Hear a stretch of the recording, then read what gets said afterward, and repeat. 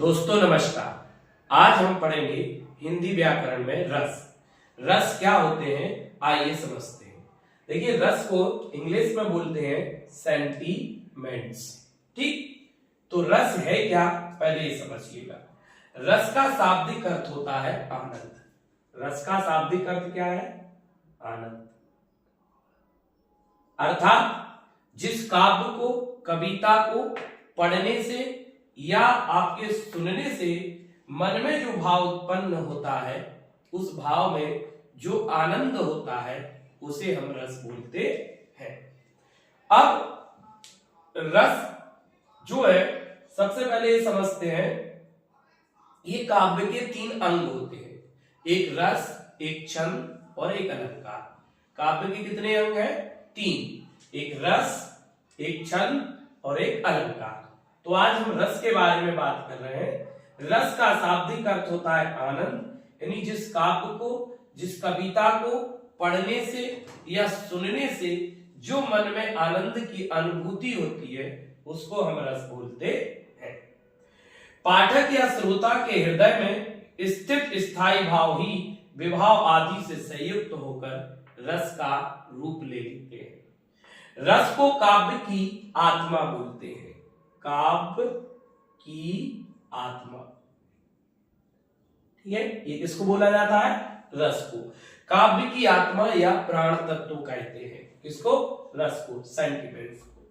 अब आते हैं रस के अवयव या अंग में, यानी रस के कितने हिस्से हैं या अंग हैं। तो रस के चार हिस्से हैं या चार अंग हैं। एक स्थायी भाव, दूसरा विभाव, तीसरा अनुभाव और चौथा संचारी या व्यभिचारी भाव। स्थायी भाव की संख्या मूलतः 9 है, विभाव जो है वो 2 है, अनुभाव 8, संचारी या व्यभिचारी भाव की संख्या 33 है। एक बार फिर सुनिए, रस के अंग 4 हैं, एक स्थायी भाव, एक विभाव, तीसरा अनुभाव और चौथा संचारी या व्यभिचारी भाव। अब स्थायी भाव जो है इनकी मूल संख्या 9 है। ठीक, स्थायी भाव होते क्या है पहले इसके बारे में चर्चा कर लेते हैं। देखिए स्थायी भाव का मतलब है प्रधान या मुख्य भाव। प्रधान भाव वही हो सकता है जो रस की अवस्था तक पहुंचता है या रस की गहराई तक पहुंचता है, उसी को हम स्थायी भाव कहते हैं।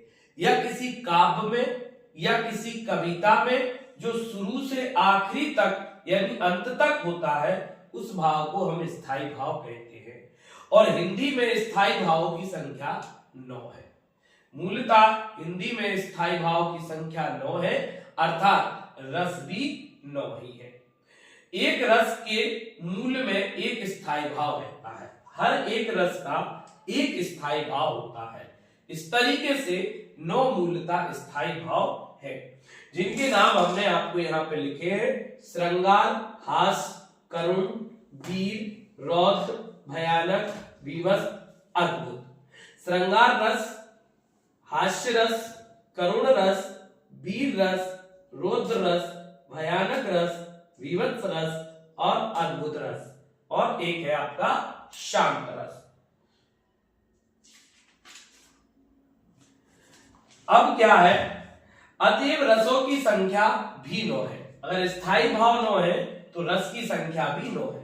एक बार आपको बता देते हैं कि श्रृंगार रस का जो स्थायी भाव है वो रति या प्रेम है। रति या फिर प्रेम। ठीक, हास्य रस का स्थायी भाव हास्य रस का हास्य है या हंसी, हास्य या हंसी। करुण रस का स्थायी भाव जो है वो शोक है। करुण का मतलब होता है शोक, दुख। वीर रस का स्थायी भाव उत्साह होता है। रौद्र रस का स्थायी भाव क्रोध होता है।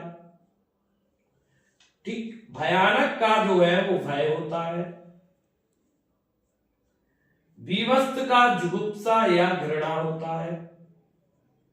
जुगुप्सा या फिर घृणा। और अद्भुत का स्थायी भाव विस्मय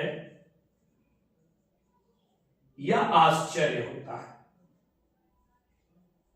ठीक, फिर से एक बात देखिएगा, श्रृंगार रस का स्थायी भाव रति या प्रेम है, हास्य का हास्य है, करुण का शोक है, वीर का उत्साह, रौद्र का क्रोध, भयानक का भय, विवश का जुगुप्सा और या घृणा, और अद्भुत का विस्मय या आश्चर्य।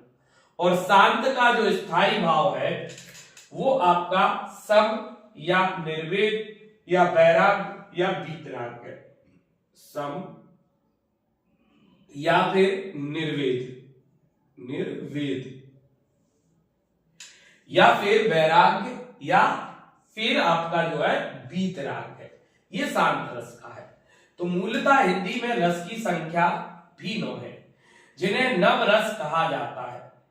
ठीक, बाद के आचार्यों ने 2 और भाव वात्सल और भगवत विषयक रति को जोड़ा है, यानी 2 भाव और हो गए। एक आपका जिसको हम 10वां नंबर कह सकते हैं वो है आपका वात्सल, ठीक, वात्सल्य,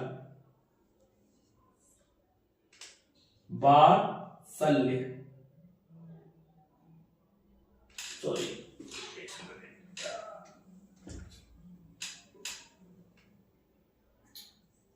वात्सल। और 11वां जो है वो आपका जो रस है वो भगवत विषयक, भगवत विषयक। देखिए इनके स्थायी भाव भी जो है वो रति ही है, रति या प्रेम, यानी इसका भी यही है, रति या प्रेम, मतलब स्थायी भाव मूलतः आपके 9 ही है। ठीक, अब क्या होगा, बाद के जब आपके बाद के आचार्यों ने 2 रस और जोड़ दिए, वात्सल और भगवत विषयक। ठीक, तो अब रसों की संख्या कितनी हो जाती है, 11 हो जाती है। और तदनुरूप रसों की संख्या भी 11 होती है। स्थायी भाव जब 11 हो गए तो रस भी कितने हो गए, 11। तो इनके बारे में अब हम आपको अगली वीडियो में इसके बारे में आपको बताएंगे। इससे पहले विभाव के बारे में देखते हैं। विभाव जो है वो 2 है आपके, एक आपका जो है विभाव आलंबन विभाव और एक उद्दीपन विभाव। विभाव क्या है पहले ये समझिए। विभाव जो है वो स्थायी भाव के उद्बोधक कारण है, यानी स्थायी भाव किसके कारण उत्पन्न होते हैं उनको हम विभाव कहते हैं। और विभाव 2 है, एक आलंबन और एक उद्दीपन। आलंबन मतलब सहारा, यानी जिसका सहारा पाकर जो भाव उत्पन्न होते हैं उसको हम कहते हैं आलंबन। ठीक, इसके 2 पक्ष है, एक आश्रय आलंबन और एक आपका विषय आलंबन। आश्रय आलंबन जिसके मन में भाव जगता है उसे हम आश्रय आलंबन कहते हैं, और विषय जिसके प्रति भाव मन में जगता है वो विषय आलंबन कहते हैं। जैसे कि एक एग्जाम्पल से समझते हैं, राम के मन में सीता के प्रति प्रेम जागा। तो क्या होगा, राम और सीता ये आपके जो है आलंबन के 2 पक्ष है। राम के मन में जागा तो राम कौन हुए, आश्रय, और किसके प्रति जागा, सीता, तो सीता कौन हुई, विषय। तो जिसके मन में भाव जागता है वो आश्रय आलंबन होता है, और जिसकी वजह से जागता है वो विषय आलंबन कहलाता है। तो विभाव का मतलब होता है कि जिन कारणों से भाव उत्पन्न हो रहे हैं उन्हें हम विभाव कहते हैं। और ये 2 है, आलंबन और उद्दीपन। आलंबन का मतलब होता है सहारा, यानी जिसका सहारा लेकर जो भाव उत्पन्न होते हैं वो आलंबन कहलाते हैं। इसके 2 पक्ष है, आश्रय आलंबन और विषय आलंबन। अब अगला है उद्दीपन। उद्दीपन क्या होता है, उद्दीपन माने होती है वस्तु। ठीक है, ये इसमें हम ये कह सकते हैं प्राणी, प्राणियों के मन में जो भाव उत्पन्न होते हैं वो आलंबन है, और वस्तुओं के कारण जो भाव उत्पन्न होते हैं वो उद्दीपन होते हैं। जिन वस्तुओं या परिस्थितियों को देखकर स्थायी भाव उद्दीपित होने लगते हैं उन्हें उद्दीपन विभाव कहलाते हैं। ठीक, जिनके कारण से, जैसे कि चांदनी, कोकिल गूंजन, एकांत स्थल, रमणीय उद्यान, नायक नायिका की शारीरिक चेष्टा, मतलब किसी चीज को देखकर मन में जो भाव उत्पन्न होते हैं, जैसे भाई बहुत अच्छी खासी लाइटिंग है, सजावट है, और जिसके कारण से क्या है कि हमारे मन में एक भाव उत्पन्न होता है कि देखिए यहाँ पर कितनी अच्छी जो है सजावट या लाइटिंग हुई है। तो जो भाव जिस वस्तुओं के कारण हमारे मन में उत्पन्न हुए हैं उन्हें हम उद्दीपन कहते हैं। अब आता है अनुभव। तीसरा जो अंग है रस का वो अनुभव है, और इनकी संख्या 8 है। तो अनुभव क्या होते हैं?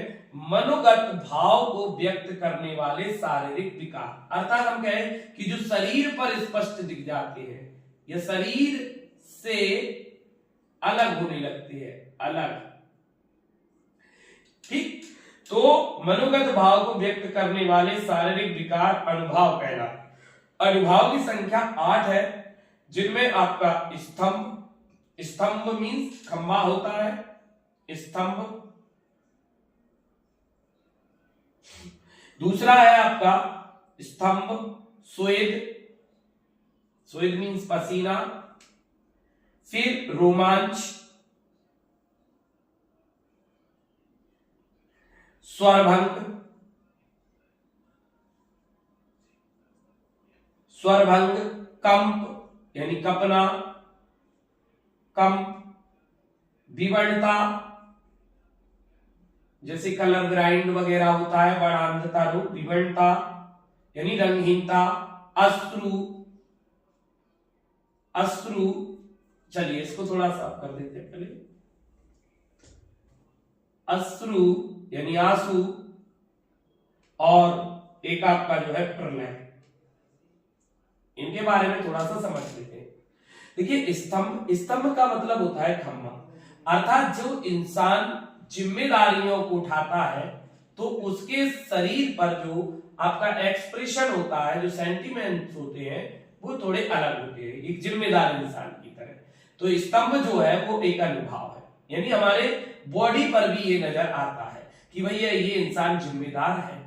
दूसरा है स्वेद यानी पसीना।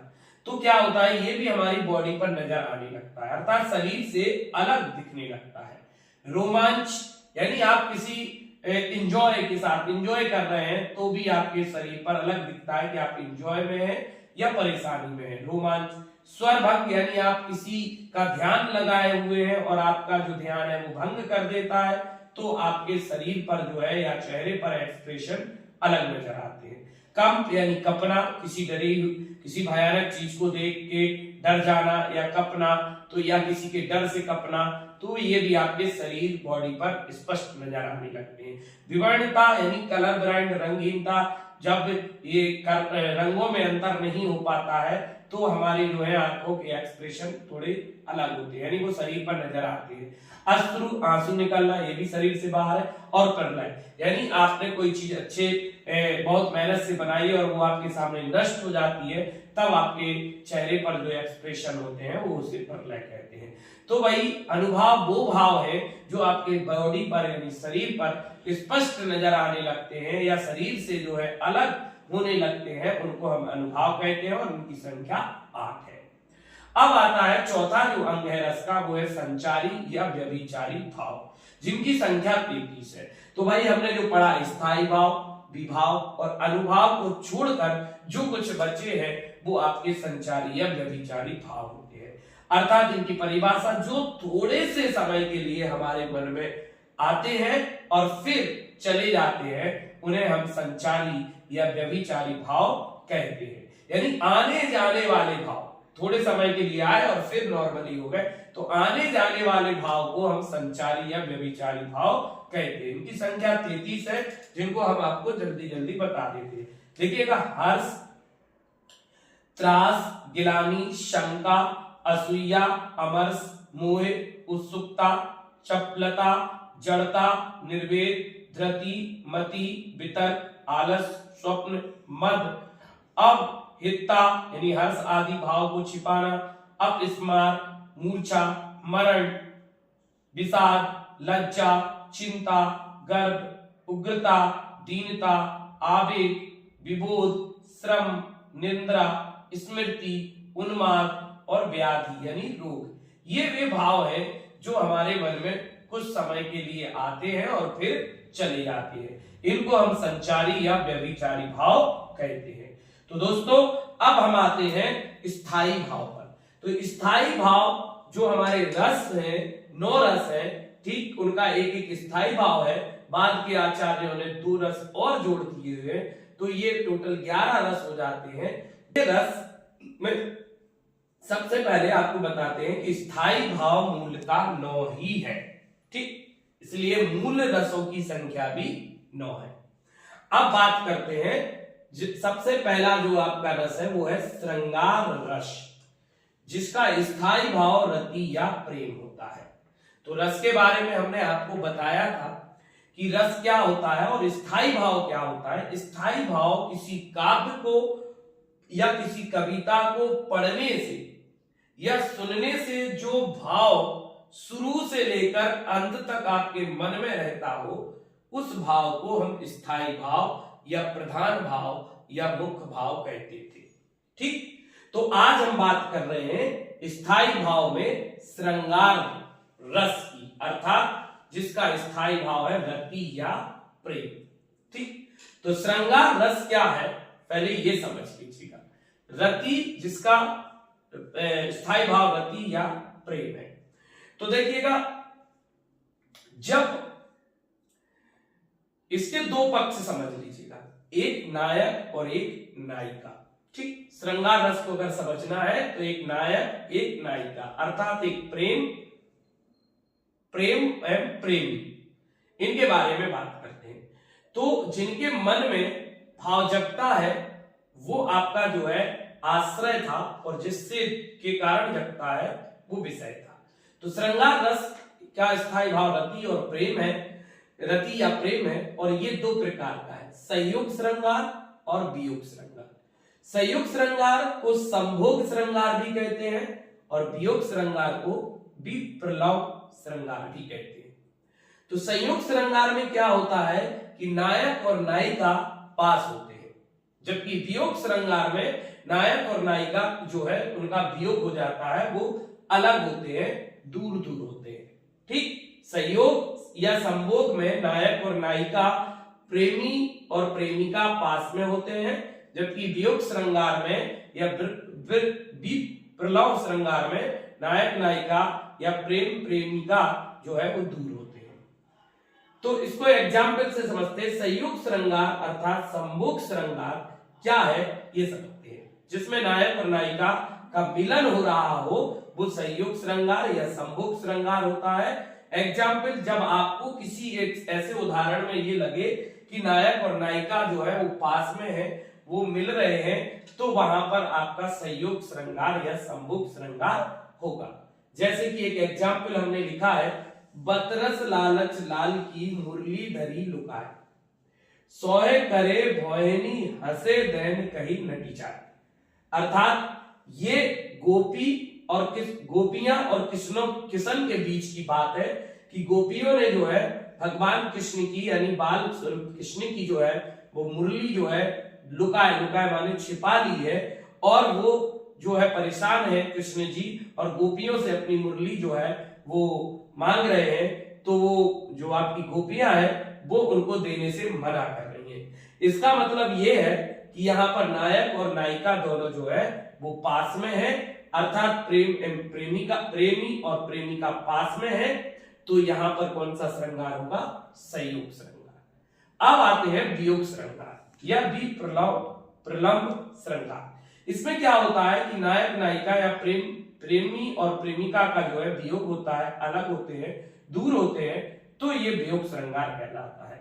जैसे उसके लिए भी हमने एक एग्जाम्पल लिखा है कि निस्दिन बरसत नयन हमारे, निस्दिन यानी प्रतिदिन, बरसत नयन हमारे, मतलब जैसे बारिश बरसती है वैसे हमारे आंखों से आंसू आ रहे हैं। सदा रहित पावस ऋतु हम पे, यानी पावस ऋतु मतलब वर्षा ऋतु सदा जो है हम पर सवार है। जब ते श्याम सिधारे, जब से श्याम जो है छोड़कर हमको चले गए हैं।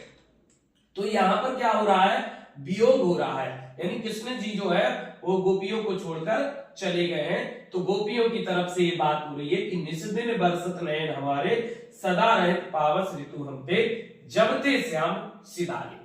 तो यहाँ पर आपका जो है वो वियोग श्रृंगार या विप्रलम्भ श्रृंगार होगा और संयुक्त श्रृंगार में जो है नायक नायिका का मिलन होगा।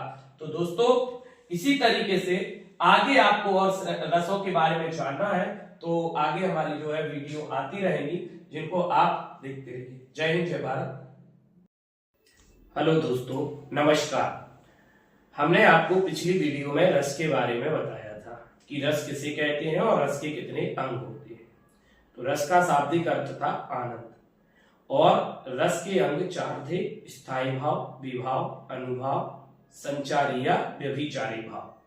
आज हम आपको बताने वाले हैं रस में स्थायी भाव, और स्थायी भाव में हमने आपको एक रस आपको बताया था, श्रृंगार रस।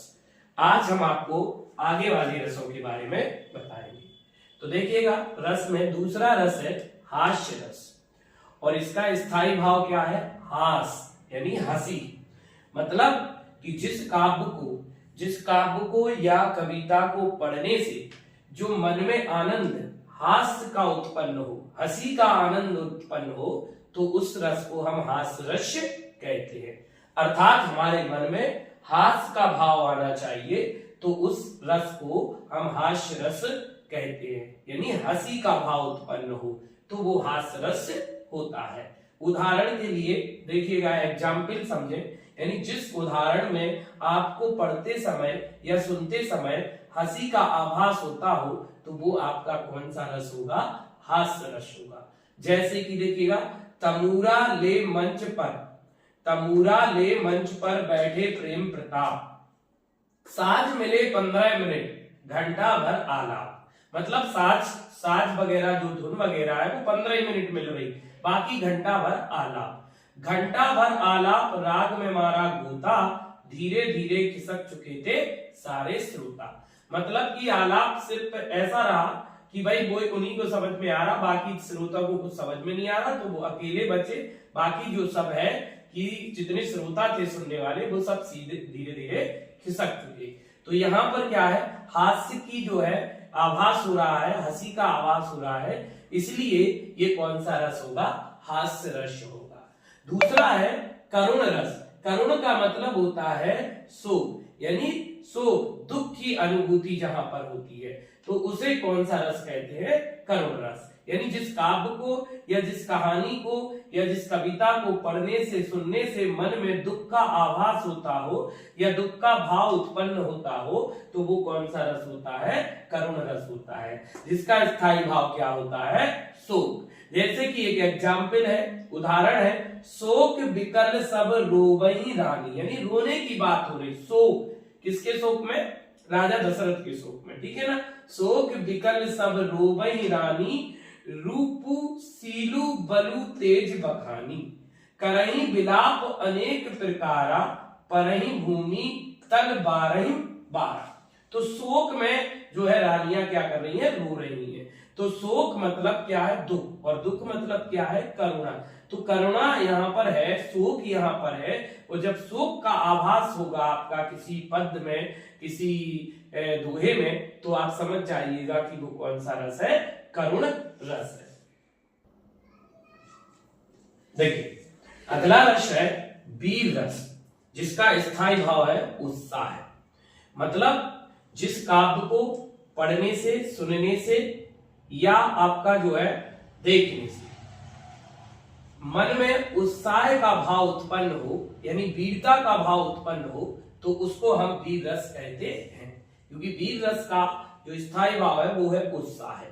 तो देखिएगा उदाहरण में, जैसे कि वीर तुम बड़े चलो, धीर तुम बड़े चलो, सामने पहाड़ है सिंह की दहाड़ हो, तुम कभी रुको नहीं, तुम कभी झुको नहीं। तो इस उदाहरण में आपको वीरता का जो है आभास हो रहा होगा, यानी जो आपके अंदर पढ़ने से, इसको पढ़ने से जो मन में भाव उत्पन्न हो रहा होगा वो वीरता का यानी उत्साह का भाव उत्पन्न हो रहा होगा। देखिए इसमें वर्ड भी ऐसी है, वीर तुम बड़े चलो, धीर तुम बड़े चलो, सामने पहाड़ है सिंह की दहाड़ हो, तुम कभी रुको नहीं, तुम कभी चुको नहीं। तो उत्साह इसमें बढ़ रहा है।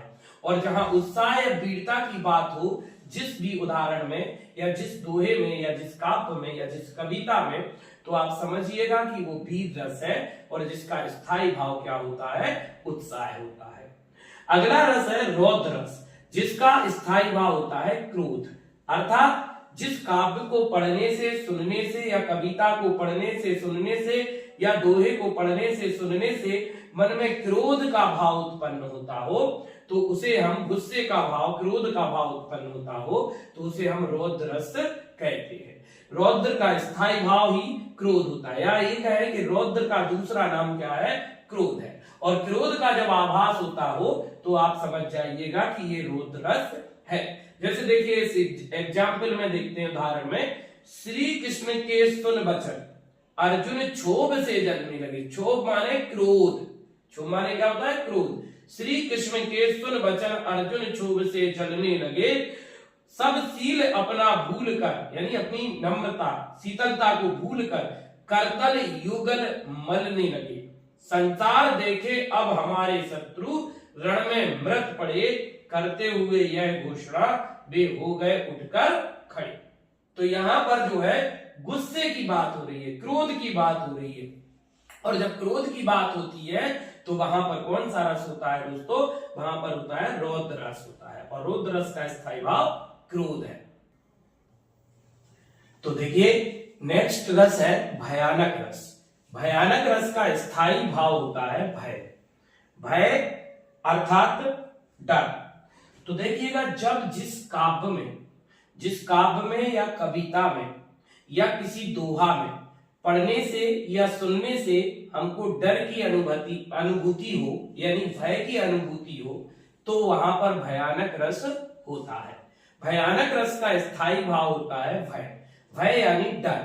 और जहां पर डर का आभास होता हो, जहां डर का भाव उत्पन्न हो आपके मन में, तो उस जगह पर आपका जो है भयानक रस होता है। जैसे कि एक एग्जाम्पल है, उदाहरण है, उधर गरजती सिंधु लहरियां कुटिल काल के जालों से।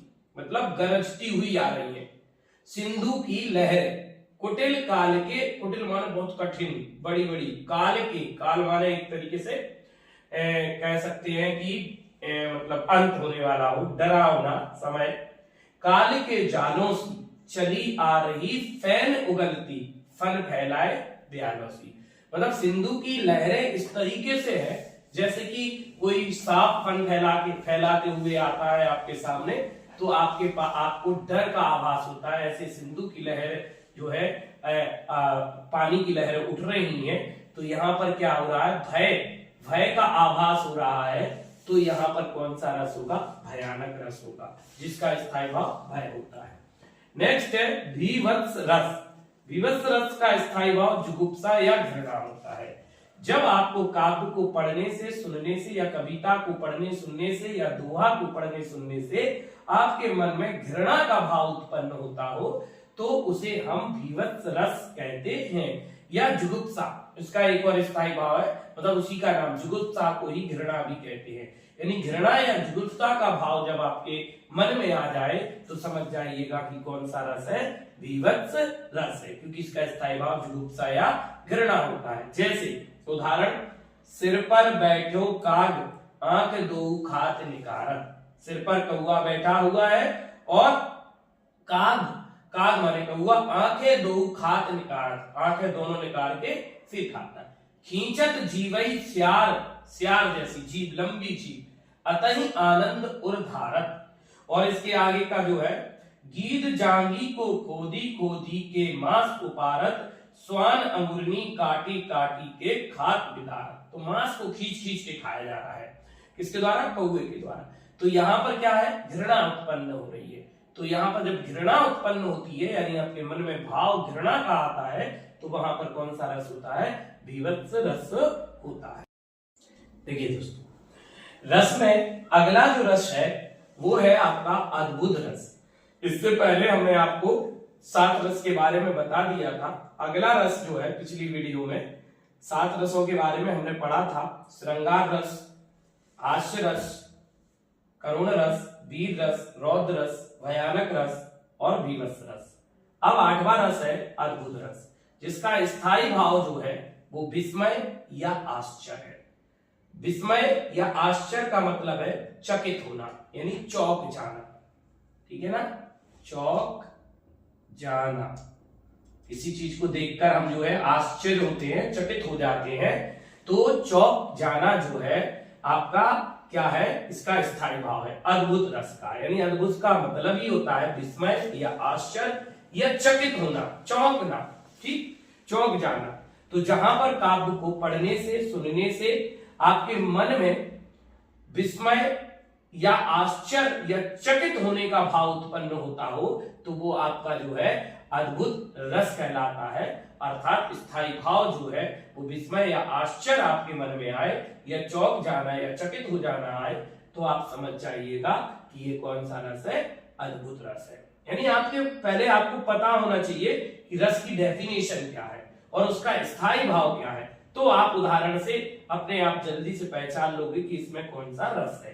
जैसे देखिए एक एग्जाम्पल है, अखिल भुवन चर अचल सब हरि मुख में लकी मातु। चकित, देखिए चकित माने होता है आश्चर्य यानी चौंक जाना। तो आपको जो है उसके अंदर कुछ वर्ड भी मिल जाएंगे, जिससे आपको अगर स्थायी भाव पता हो तो आप उसके रस को सही कर सकते हैं। चकित भई गदगद बचन विकसित दृढ़ पुलकातु। तो अखिल भुवन चर अचर सब हरि मुख में लाखी मातु। चकित भई गदगद बचन विकसित दृढ़ पुलकातु। तो चौंकना यानी चकित होने की बात इसके अंदर की जा रही है, इसलिए यहाँ पर कौन सा रस होगा, अद्भुत रस होगा, जिसका स्थायी भाव विस्मय या आश्चर्य या चकित होना होता है। नेक्स्ट रस है शांत रस, 9वां रस। शांत रस का स्थायी भाव सम या निर्वेद या वैराग या वीतराग होता है। इसका मतलब जब आपके मन में कोई प्रकार के जो है भाव उत्पन्न ना हो और आपको कुछ करने का जो है मन ना करे, आप अपने आप में सम यानी मतलब संतुष्टि आपके अंदर आ जाए, तब आपके अंदर क्या होता है, वैराग्य होता है। यानी आपको कोई लेना देना नहीं होता किसी चीज से, तो आपके अंदर क्या होता है, वैराग्य पैदा होता है, अर्थात सम पैदा होता है, निर्वेद या वीतराग होता है। तो वहां पर आपका शांत रस होता है।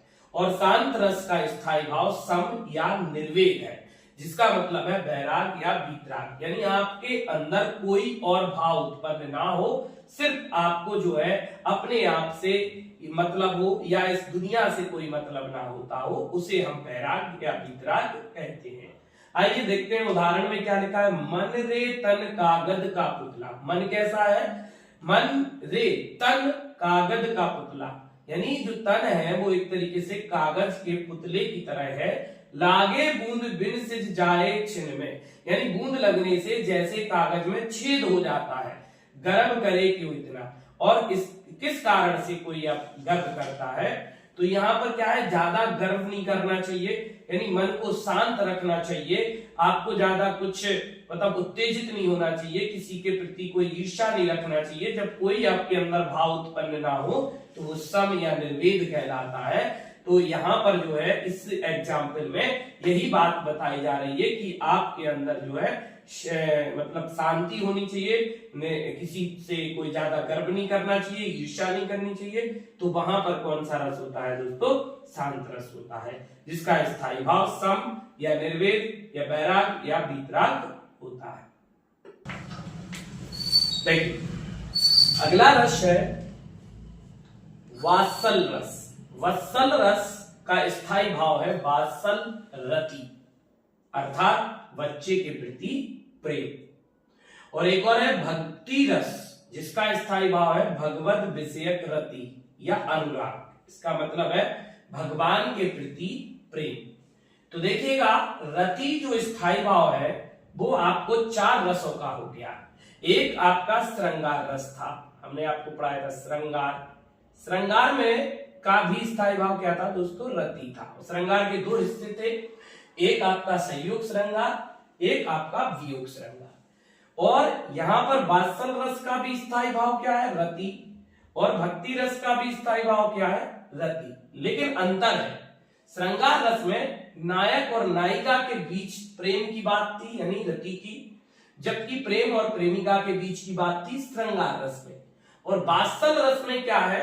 बच्चे के प्रति प्रेम की बात है, माता पिता या किसी का भी बच्चे के प्रति जो प्रेम है वो वात्सल रस है।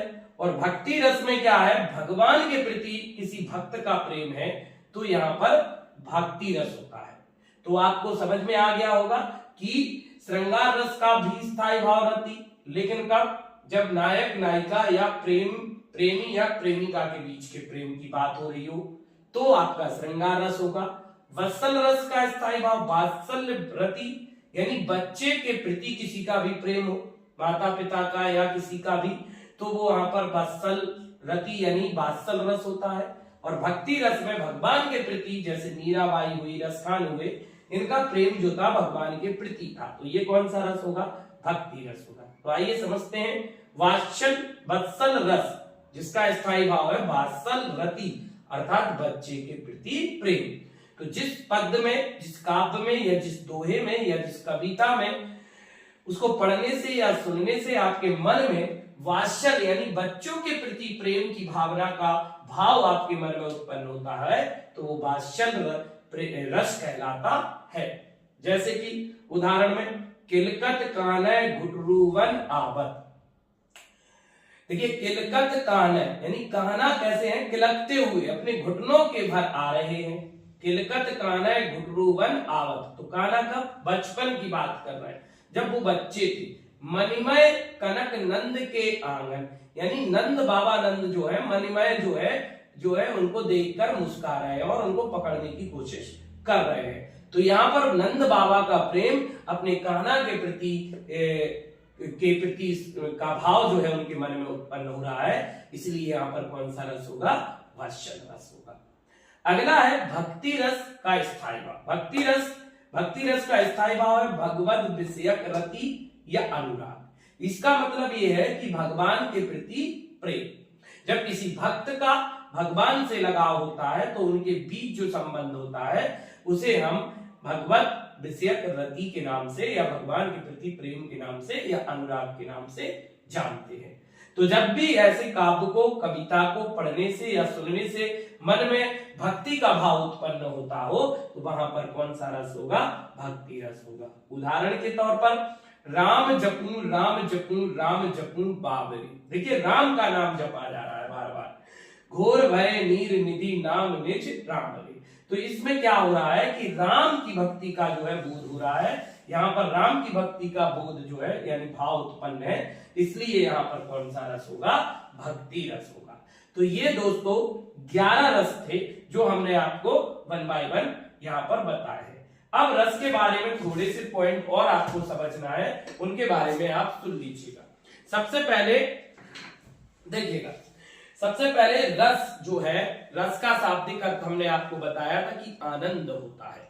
अब श्रृंगार रस को रस का राजा कहा जाता है, यानी रसों का राजा कौन सा रस है?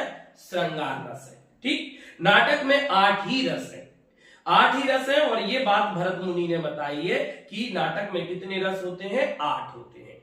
क्यों? क्योंकि नाटक में शांत रहकर नाटक नहीं बनाया जा सकता है।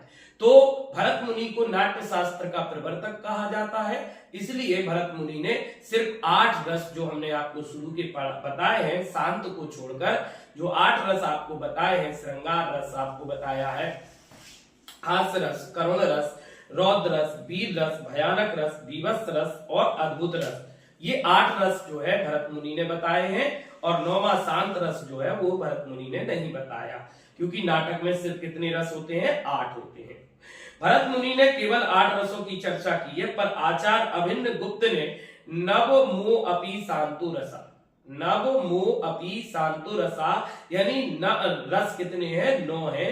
ये बात किसने बताई है? अभिन्न गुप्त ने बताई है। ठीक है ना, कहकर 9 रसों को काव्य में स्वीकार किया है। श्रृंगार रस के व्यापक दायरे में वत्सल रस व भक्ति रस आ जाते हैं, यानी श्रृंगार रस के अंदर ही जो लास्ट के 2 रस हैं, भगवत और वात्सल और भक्ति रस, तो रसों की संख्या 9 मानना ज्यादा उचित है। अर्थात मूल रूप से स्थायी भाव आपके कितने हैं? 9 ही है। ठीक। और भरत मुनि ने पहली सदी में काव्य शास्त्र का प्रथम आचार्य माना जाता है। भरत मुनि को काव्य शास्त्र का पहला आचार्य माना जाता है।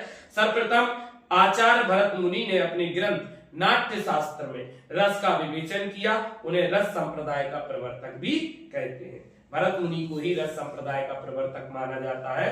तो दोस्तों, अगर आपको वीडियो पसंद आया हो तो वीडियो को लाइक करें, सब्सक्राइब करें, कमेंट करें और बेल आइकन जरूर दबाएं, जिससे नई वीडियो आपके पास तुरंत पहुंचे। और हमारी वीडियो को फेसबुक पर देख रहे हैं और अगर आप नए हैं तो हमारे फेसबुक पेज को फॉलो जरूर करें। जय हिंद, जय भारत। मिलते हैं अगली वीडियो में जल्दी।